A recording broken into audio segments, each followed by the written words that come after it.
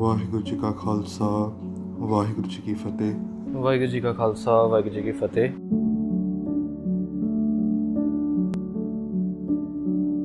Vij the question is Vij ji, मेरा सवाल शायद सिक्की से रिलेटेड नहीं है, पर मेरा सवाल फूड एडल्ट्रेशन के बारे में है। आजकल खाने पीने की चीज़ों में बहुत मिलावट होती है जो कि गलत है, इंसानियत के खिलाफ है। तो मुझे लगता है जैसे हम यहाँ पर धर्म के बारे में विचार करते हैं, वैसे इन चीज़ों के से रिलेटेड भी सेमिनार्स होने चाहिए ऑन रेगुलर बेसिस। आपका जो सवाल है वो बिल्कुल सही है, ठीक है, और ये वाली दिक्कत है। बट इसका अगर आप रूट कॉज देखेंगे ना गुरु प्यारे हो, तो उसका रूट कॉज अधर्म है। अधर्म, धर्म नहीं, अधर्म। आप अगर थोड़ा सा पीछे जाएं ना कि जो फूड हमें मिल रहा है वो एडल्ट्रेटेड है, केमिकल्स मिले हुए हैं और ऐसी दवाइयाँ या ऐसी टीके लगाए जाते हैं कि वो मीठी हो जाए चीज़ या बड़ी हो जाए, ये सब बहुत ज़्यादा हो रहा है। फ्रूट्स वेजिटेबल सब में होता है। तो एडल्ट्रेटेड जो हमारे पास आ रही है, अगर हम थोड़ा पीछे जाएं तो वो डाल कौन रहा है? लोग डाल रहे हैं, जैसे आपने बताया है ना। अब लोग वो क्यों डाल रहे हैं, उसका जो रीज़न है वो धर्म के बीच में ही आता है। जैसे आपने कहा ना कि शुरुआत में कहा कि शायद सिक्खी से रिलेटेड नहीं है चीज़। मैं आपको एक चीज़ यहाँ पर बताना चाहता हूँ, संगत भी बैठी है, सारी संगत के लिए ये चीज़ बहुत ज़्यादा इम्पॉर्टेंट है समझनी। हम लोग कई बार सोचते हैं कि धार्मिक ज़िंदगी और धर्म अलग है, दुनियावी ज़िंदगी और दुनिया ये दो अलग चीज़ें हैं। नहीं, सेकंड जो एक मिथ है और लोगों का बिलीव है वो ये कहता है कि जो धर्म है, ये जो पूरी दुनिया है उसके अंदर एक पार्ट है धर्म का भी। कि चलो हमारी ज़िंदगी है, हम पैदा हुए, पढ़ाई की, नौकरी की, अपनी फैमिली आगे बढ़ाई, बट इसके पैरेलल एक और पार्ट भी है बड़ा सा ज़िंदगी का, वो है धर्म। ठीक है, ये लोगों में होता है। मैं आपको बताऊं, वो एक लोग पार्ट समझते हैं धर्म को ज़िंदगी का। लेकिन लेट मी टेल यू कि गुरमत क्या कहती है। गुरमत कहती है कि जो ये पूरी दुनिया, पूरी क्रिएशन है ना, सब कुछ जो हमें दिख रहा है, हम जो इनपुट आउटपुट ले रहे हैं इस दुनिया से, एवरीथिंग फॉल्स अंडर धर्म। मैं आपको क्विकली एक चीज़ समझाऊं कि जो लोग दवाइयाँ डाल रहे हैं अंदर, उनों के अंदर रीज़न क्या होता है? लोभ का, ग्रीड का, पैसे कमाने का ज़्यादा, है ना। जो चीज़ मेरी 20 रुपये किलो बिकनी है, अगर मैं उसमें टीका लगा दूँगा, वो बड़ा हो जाएगा, भारी हो जाएगा, मैं 30 रुपये किलो, 40 रुपये किलो बेच पाऊँगा। अगर ज़्यादा मीठा हो गया तो कस्टमर बार बार मेरे पास आएगा, तो मेरी चीज़ ज़्यादा बिकेगी। रीज़न क्या पीछे? लोभ। और लोभ बंदे के अंदर कब है, तो सब में ही है खैर, पर वो बढ़ता कब है, वो हदें कब पार करता है? जब बंदे के पास धर्म नहीं होता। जैसे आपने कहा ना कि हम धर्म की बात करते हैं यहाँ पर, बट हमें एक अलग सेमिनार होना चाहिए जिसमें हम इस तरह के टॉपिक्स लें। मैं आपको एक बात बताऊँ, गुरु नानक सीरीज़ में ही अगर आप शुरू से जुड़े हों या जो संगत शुरू से जुड़ी हुई है, हमने इस तरह के बहुत सारे टॉपिक्स हैं जो कवर किए हैं, पर वो सब धर्म के अंदर ही आते हैं। ये हमारी कोशिश रहती है कि संगत को ये समझाया जाए कि धर्म को अलग से हम एक पार्ट बना के नहीं रख सकते। जो लोगों में बढ़ जाता है लोभ और वो इंसानी हदें पार कर देते हैं अपने लोभ के लिए, उन्हों के पास धर्म नहीं है। उन्होंने धर्म को अपनी लाइफ में एक पार्ट बना के रख दिया, या नहीं बनाया, या अगर बनाया भी है तो एक साइड में एक चैप्टर बना के रख दिया, हाँ जब दिल करेगा, जब पढ़ना होगा पढ़ लूँगा। बाकी लाइफ वो कैसे जीते हैं? अपने मन से, कि मेरा मन क्या कह रहा है, दुनिया में क्या चल रहा है। जैसे यशराज सिंह जी ने सेशन के बीच में बताया ना कि ये जो कलयुग की टाइम चल रहा है, ये कूड़ का टाइम है। ऐसा कूड़ का टाइम कि बंदा अपने 1000 रुपये, 5000 रुपये के फ़ायदे के लिए किसी की जान को दाव पर भी लगा सकता है। If I take the same example जो आपने लिटरेशन की बात की है, मैं आपको एक एग्जांपल देता हूँ कि एक बच्चा था, उसने क्या किया कि आम खाया, आम के बाद कोक या पेप्सी पी ली एकदम से, ठीक है, and that kid died the same day. ठीक है, मैं न्यूज़ में पढ़ रहा था, तो वो सेम दिन वो बच्चा मर गया। अब मैंगो से और कोक से कैसे बंदा मर सकता है? वो तो बड़ी जगहों पर मतलब लोग खाते पीते हैं सब। बट देन वो जब डॉक्टर्स ने एनालिसिस किया, दे फाउंड कि जो आम होता है, आम में ना कार्बाइड लगा के देते हैं, इट्स वेरी नॉर्मल। जो हम लोग भी खाते हैं ना, मैं भी, इवन मेरे घर में जो आम पड़े हैं, जब हम टेस्ट करते हैं एंड ऑल, हमें पता चल जाता है कि ये कार्बाइड वाले हैं। कार्बाइड क्या होता है कि 99% आपको जगहों पर कार्बाइड वाला ही आम मिलता है, क्योंकि आम का साइज़ बड़ा करना होता है, आम को जल्दी पकाना होता है, उसको गर्माइश देनी होती है, तो एक कार्बाइड एक केमिकल आता है, उसके बीच में आम को रख देते हैं, तो आम बड़ी जल्दी जहाँ पर आम ने 10 दिन लेने थे येलो होने में, वहाँ पर आम 2 या 3 दिन में येलो हो जाता है। ठीक है, क्या हुआ? लालच हुआ ना, जल्दी चीज़ बन जाएगी, जल्दी पैसे कमा लूँगा, बच्चा मर गया। ठीक है, बट देखो आप कि हुआ क्या कि जो कार्बाइड था वो कोक के साथ रिएक्ट कर गया और बच्चा मर गया। अब इतनी जो दूरदृष्टि है वो किसी भी इंसान को कहाँ से आएगी? एक इंसान जो नहीं सोच पा रहा कि मैं अगर ये काम कर रहा हूँ तो ये किसी और को इफ़ेक्ट तो नहीं करेगा, तब तक वो इंसान ये नहीं समझ सकता जब तक उसके अंदर धर्म नहीं है। और धर्म में ही ये सारी की सारी सिक्खाएँ आती हैं, सारी की सारी लर्निंग्स आती हैं। जैसे मैं आपको एक और चीज़ बता देता हूँ, इसी सेशन में इवन हमने एक अलग से भी खैर सेशन लिया था जिसमें कि धर्म की किर्त को डिस्कस किया था कि गुरु महाराज का एक हुक्म है कि जो किर्त करना है, जो आप काम कर रहे हो, वो धर्मी होना चाहिए, मतलब धर्म के अंडर होना चाहिए, धर्म के डिसिप्लिन में होना चाहिए, है ना। वो टॉपिक था जो हमने 15-20 मिनट डिटेल में समझाया था, उसमें ये सारी चीज़ें भी ली गई थी। आज भी यशराज सिंह जी ने जो टॉपिक लिया उसमें ऑनेस्टी वाला टॉपिक और लर्निंग्स बताई थी ना कि ऑनेस्टी की कमाई होनी चाहिए, तो गुरु साहब नहीं तो उस कमाई से खाते नहीं है, उस कमाई की बनी हुई। अब ऑनेस्ट कमाई का क्या मतलब हुआ? जब वो बंदा आम बेच रहा है, मान लो जिसको खा के एक बच्चा मर गया, अगर उस बंदे को ये ज्ञान होता धर्म के अंदर, उसको ये ज्ञान होता कि गुरु महाराज जो डिसऑनेस्टी से कमाया हुआ पैसा होता उसका नहीं खाते, तो वो ये लालच करने से पहले अगर उसके मन में आ भी जाता लालच, तो वो ये लालच नहीं करता, क्योंकि उसको लगता कि नहीं, गुरु महाराज मेरे से इस चीज़ से खुश नहीं होंगे। तो एक्चुअली मैं आपको बताऊं कि आपका जो क्वेश्चन है ना, वो कवर हुआ था सेशन में, जहाँ पर ऑनेस्ट किर्त या ऑनेस्टी से जो कमाई की जाती है, गुरु महाराज का वो हुक्म है ना। तो एवरीथिंग फॉल्स अंडर धर्म। कभी भी मैं पूरी संगत को ही बेनती करना चाहूँगा, कभी भी मत सोचना कि धर्म एक अलग चीज़ है। जिस दिन हमने ये सोच लिया ना गुरु प्यारे हो, हम बहुत बड़ी दुविधा में फंस जाएंगे। हम इतने पाप कमा लेंगे कि हमें पता भी नहीं चलेगा, हमारे एक स्टेप की वजह से किसी और दुनिया के कोने में कोई मर जाएगा, हमें पता भी नहीं चलेगा, हमारा कर्म बन जाएगा। फिर वही कर्म जब दुख बन के हमारी लाइफ में आएगा, फिर हम परेशान होंगे कि मैंने किसी का क्या गलत किया। बहुत सारे लोग इस तरह का भी क्वेश्चन पूछते हैं, मैंने आज तक कभी किसी का बुरा नहीं किया, तो मेरे को ये दुख क्यों आ गया, मेरे को ये परेशानी क्यों आ गई। इसलिए गुरमत और गुरु के हुक्म वो समझने और वो अपनी लाइफ में अप्लाई करने बहुत ज़रूरी है। एक बार जब वो अप्लाई करना हम शुरू कर देते हैं ना, फिर लाइफ बहुत ईजी हो जाती है गुरु प्यारे। इतनी ईजी हो जाती है कि हमारे हाथों से अगर कुछ गलत कर्म भी होने लगता है ना, तो गुरु महाराज उस चीज़ को वहीं पर ही स्टॉप कर देते हैं, through any medium, through any working. Which is the next question is, actually I am from non-Sikhi background, so don't know much about Sikhi. Who is Gursikh or Amritari? Only Amritari can become Gursikh? Actually, what is the difference between Gursikh and Amritari? गुरु प्यारे हो, गुरसिख संत होता है, महात्मा होता है, महापुरुष होता है, ब्रह्म ज्ञानी होता है। गुरसिख एक बहुत बड़ी अवस्था होती है, मतलब अगर मैं आपको थोड़ी आसान भाषा में बताऊं कि एक आम इंसान होता है, वो जब धर्म की राह पे चलता है, गुरु का हुक्म मानता है, नाम सिमरन करता है और वो बहुत स्ट्रिक्टली गुरु का हुक्म फॉलो करता है, धीरे धीरे उस बंदे की अवस्था बढ़ती जाती है और जब वो एक टॉप मोस्ट अवस्था में पहुंच जाता है ना, तब वो एक गुरसिख बन जाता है।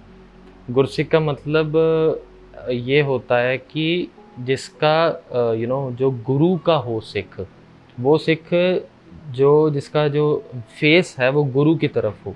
मतलब देखो, दो होते हैं, एक मनमुख होता है, एक गुरमुख होता है। ठीक है, गुरमुख वो होता है जिसका मुख गुरु की तरफ होता है, मतलब जो सिर्फ अपने गुरु को देखता है, अपनी ज़िंदगी के हर स्टेप में उसको जो भी करना है वो यही सोच के करता है कि मेरा गुरु क्या कहता है इसमें, मेरा गुरु क्या चाहता है इसमें।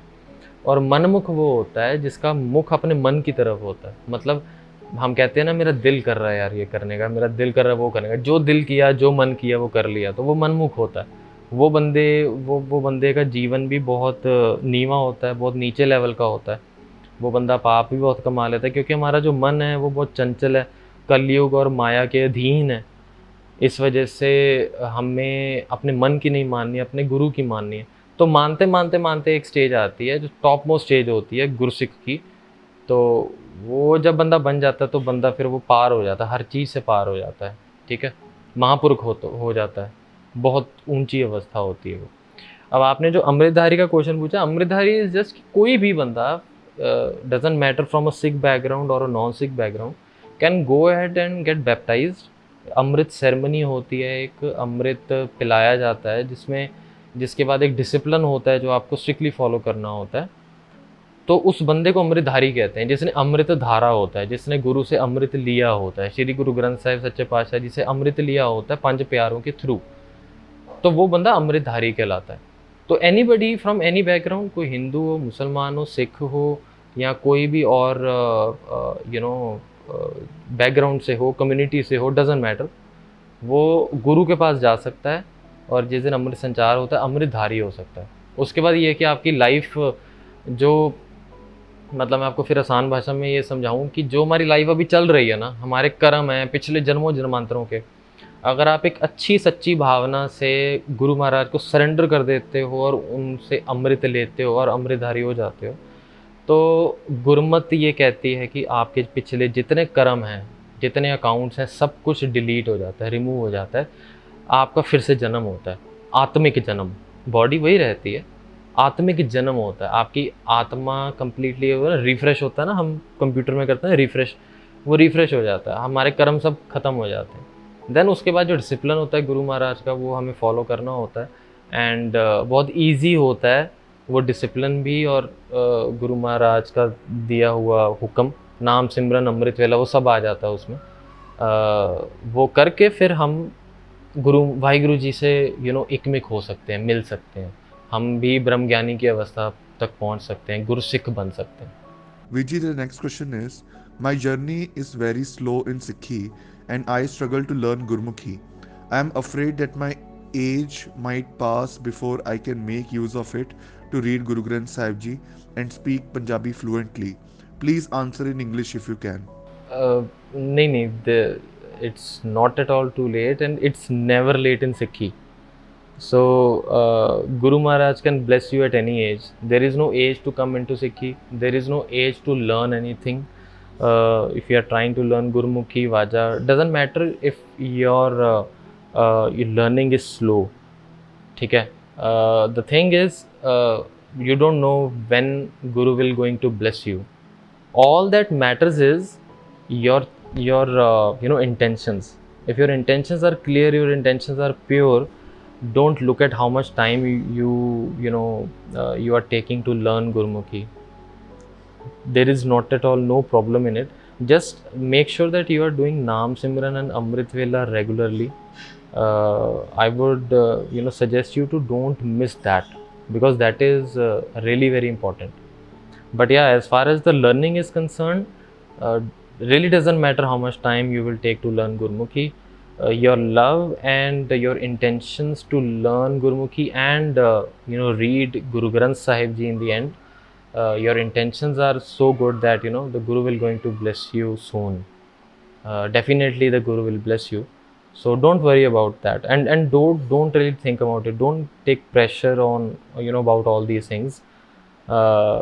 I'm myself, I'm also a very slow learner, so I also took a lot of time to learn things. But yeah, it all depends on your intentions. So it really doesn't matter. Just enjoy your learning, whatever that you are learning and trying to apply. Just do that with full love and with full emotions, and be clear with be clear with whatever that you are doing for the Guru. Then definitely one day he will bless you with a higher state, a higher stage. So don't worry about it. Just go ahead and enjoy whatever you are learning. Waheguru ji, ਜੇਕਰ ਕਿਸੇ ਅੰਮ੍ਰਿਤਧਾਰੀ ਦੀ ਕਿਰਪਾਨ ਉਦੋਂ ਤੋਂ ਅਚਾਨਕ ਅਲੱਗ ਹੋ ਜਾਵੇ, 1 ਮਹੀਨੇ ਵਿੱਚ 2-3 ਵਾਰ, ਤਾਂ ਪੰਜ ਪਿਆਰੇ ਕੋਲ ਪੇਸ਼ ਹੋਣਾ ਚਾਹੀਦਾ है? अगर आपकी इच्छा है तो आप जा सकते हो। यू कैन एनी, आप कभी भी पंज प्यारों के पास जा सकते हो अगर आपको कोई चीज़ मन में परेशान कर रही है, अगर आपसे कुछ गलती हो गई है तो। बट मैं जस्ट आपको अपनी एक्सपीरियंस से बता रहा हूँ कि ककार अगर अलग हो जाते हैं तो पंथ में मर्यादा है इस चीज़ की कि एक जपजी साहब का पाठ कर लो। अगर आपके ककार आपसे अलग हो गए, गलती से हो गए, तो एक जपजी साहब का पाठ करके अरदास कर दो गुरु महाराज को और गुरु महाराज से माफ़ी मांग लो। अब अब जो पाँचों ककार है, पाँचों में से एक ककार है जो कछहरा, अगर कछहरा उतर जाए ना तो उसके लिए 5 जपजी साहब करने हैं, ठीक है। बाकी ककारों के लिए आप एक जपजी साहब करके गुरु महाराज को अरदास कर सकते हो। कछहरों के लिए आप 5 जपजी साहब आपको करने हैं और अरदास करनी है गुरु महाराज को कि मेरे को माफ़ कर दो। बट मैं जैसे आपको 2-3 तरीके बता रहा हूँ। अगर आपका दिल करता है बहुत ज़्यादा पिंच कर रही है चीज़, तो आप पंज प्यारों के पास भी जा सकते हो। मे बी जब अमृत संचार शुरू होने लगता है उससे पहले ही पंज प्यारों के पास चल जाओ, उनको बोलो मैंने इस चीज़ की तनख्वाह लगवानी है। मैक्सिमम टाइम पंज प्यारे ऐसे ही कह देते हैं आप खुद ही तनख्वाह लगवा लो, क्योंकि क्या होता है गुरु प्यारों, अगर हम बहुत लोग आए होते हैं अमृत संचार में और बहुत सारे लोगों की तरफ से तो गुरु भला करे बज्जर को रहते हो गई होती हैं, तो उन सब को एक एक बारी टर्न बाय टर्न सुनना, फिर उनको वक्री वक्री तनख्वाह लगानी, उसमें ना टाइम बहुत लग जाता है। तो ककारों के लिए पंथ में ये चीज़ की है मर्यादा। बट मैं जस्ट कई बार होता है किसी का दिल, तो मैं इसलिए कह रहा हूँ आपको कि अगर आपका बहुत ज़्यादा दिल है या बहुत ज़्यादा परेशान कर रही है वो चीज़, तो आप पंज प्यारों के बाद भी जा सकते हो। नहीं तो एक पाठ, अगर कृपान की आपने बात किया तो एक पाठ करके गुरु महाराज को अरदास करना। वीजी द नेक्स्ट क्वेश्चन इज, वीजी मुझे ज़्यादा कोई और लैंग्वेज नहीं आती एंड मैं गुरबानी पढ़ने के लिए हिंदी में पढ़ती हूँ और मीनिंग जानने के लिए भी हिंदी ट्रांसलेशन पढ़ती हूँ, तो क्या मैं ये कंटिन्यू रख सकती हूँ? इसमें देखो मैं आपको 2-3 चीज़ें बताना चाहूँगा। आप जो कर रही हो वो गलत नहीं है, ठीक है।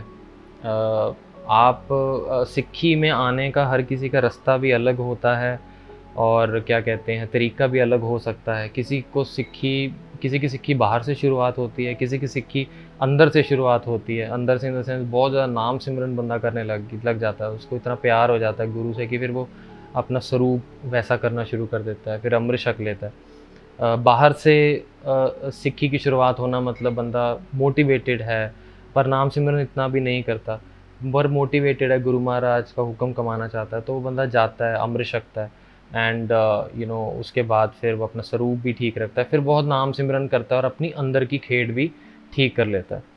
तो मैं गलत नहीं कहूँगा इस चीज़ को, बट मैं आपको 1-2 चीज़ें ज़रूर बताना चाहता हूँ जो आपको पता होनी चाहिए। एक ये चीज़ कि आपके पास जो है ना वो स्वरूप नहीं है, वो उसको कहते हैं सटीक। सटीक का मतलब होता है कि किसी भी बाणी की, पाठ की का मीनिंग जब दिया होता है ना, किस मतलब अपना जैसे आपने इंग्लिश में बताया या किसी और लैंग्वेज में, तो उसको सटीक कहते हैं, ठीक है।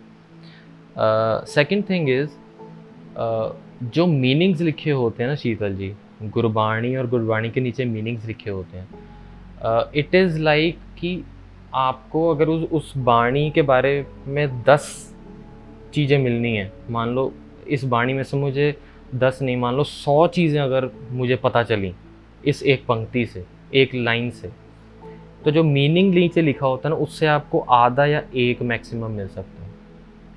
इतना ज़्यादा फ़र्क होता है एक बाणी के नीचे इंग्लिश में मीनिंग से हमें जो मिलता है उसका इतना ज़्यादा फ़र्क होता है, ठीक है।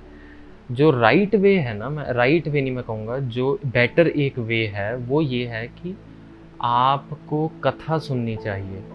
जो आप बाणी का मतलब समझना चाहते हैं ना, उस बाणी की कथा अगर आप सुनेंगे ना तो आपको 100 में से मान लो 10 या 20 चीज़ें आपको मिलने के बहुत ज़्यादा चांसेस हैं। बट हाँ, जो आप मीनिंग की बात कर रहे हो ना कि मीनिंग को पढ़ के अगर मैं उसका मीनिंग समझ रहा हूँ, then I am grasping something very amazing from Gurbani, then वो बहुत ज़्यादा मुश्किल है। मैंने अपने एक्सपीरियंस में या मेरे जो बड़े रहे हैं, जो गुरसिख रहे हैं, उन्हों के भी एक्सपीरियंसेस में कभी भी कोई ऐसा बंदा आया नहीं जिसने अपने आप ही घर में बैठे गुरबाणी का मतलब इंग्लिश में जो नीचे लिखा होता है वो पढ़ के उसको समझने की कोशिश किया और वो सिक्खी में बहुत आगे बढ़ गया। सो मेरे कहने का मतलब ये है कि गलत नहीं कर रहे हो आप इसको कंटिन्यू रखो, इट्स ओके।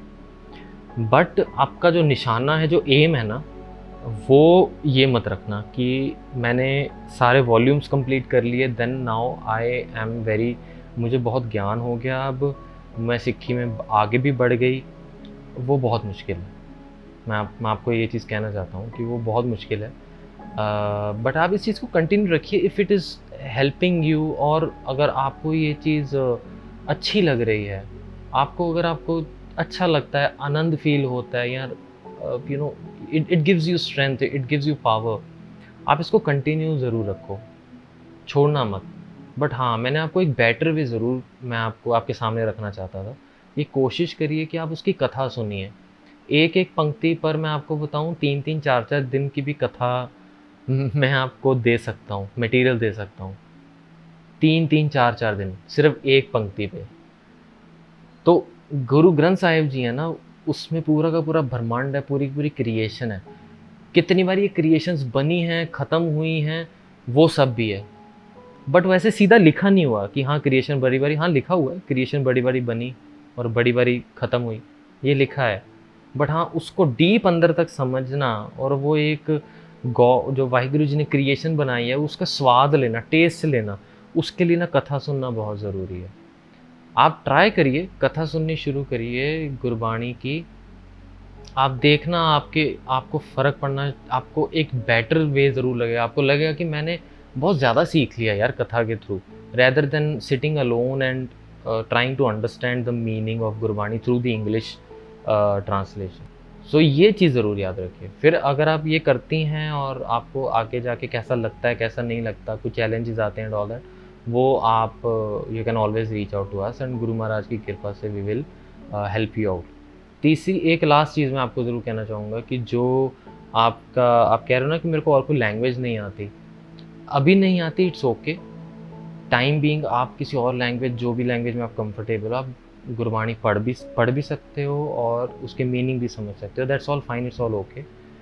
बट जो आपको जो एक कहते हैं ना रस मिलने वाली चीज़, कृपा होने वाली चीज़, मेहर होने वाली चीज़, दर्शन होने वाली जो चीज़, जो गुरु नानक सीरीज़ में अगर आपने लगाई हो सेशंस, तो आप जो चीज़ के बारे में हम दबाव मतलब फ़ोकस डालते हैं कि हमने वहाँ पर पहुँचना है, वो ना गुरुमुखी के थ्रू ही होगा। आई रिमेंबर कुछ सेशंस पहले जब एक सेशन लिया था, उसमें गुरुमुखी की इम्पोर्टेंस बताई थी। तो ये चीज़ समझाई गई थी उसमें कि जो गुरु नानक देव सच्चे पातशाह जी हैं, वो ह्यूमन फॉर्म में हमारे साथ रहे। देन वो ह्यूमन फॉर्म, जो वो जोत थी गुरु नानक देव जी की, वो जोत शब्द में गुरु महाराज ने टिका दी मतलब डाल दी उसके अंदर। पर ऑलरेडी बहुत सारी लैंग्वेजेस अवेलेबल थी इस दुनिया में। गुरु महाराज ने कोई अवेलेबल लैंग्वेज लेके उसमें जोत नहीं टिकाई। उन्होंने एक अलग लिपि बनाई, एक अलग लैंग्वेज बनाई और उसमें जोत डाली, उसमें जोत टिकाई। इसके पीछे एक बहुत बड़ा राज है और इसके पीछे एक बहुत बड़ी हमारे पास सिद्धांत भी हमें मिलता है कि क्यों गुरुमुखी सीखनी ज़रूरी है। बहुत बड़े-बड़े जो गुरसिक हैं, उन्होंने अपनी किताबों में और अपने कथा के थ्रू, प्रचार के थ्रू ये चीज़ बताई है। लोगों को महसूस हुई हैं ये चीज़ें, अब्रप्ट चेंज महसूस हुए हैं कि जब वो एक लैंग्वेज से गुरमुखी लैंग्वेज में आके उन्होंने गुरबाणी पढ़ी, तो उन्हों को इतना ब्लिस फ़ील हुआ, इतना आनंद फ़ील हुआ कि वो उसको बयान ही नहीं कर पाए। सो यहाँ पर भी मैं आपको ये कहना चाहता हूँ कि इट्स ओके अगर आपको अभी नहीं आती, बट प्लीज़ डू एम, मन में ज़रूर रखो कि मैंने सीखनी तो ज़रूर है ही है। चाहे मैं 1 महीना लगाऊँ, 2 महीने लगाऊँ, 5 महीने, 1 साल लगाऊँ, दैट डिपेंड्स ऑन यू, कोई चक्कर नहीं है। ज़्यादा टाइम लग जाए, इट्स ऑल ओके। बट देखो, मन में ज़रूर रखना और ईमानदारी से सीखने के लिए मेहनत ज़रूर करना। गुरु महाराज आपकी उस मेहनत को ज़रूर फल लगाएँगे। I hope that answers your question ji.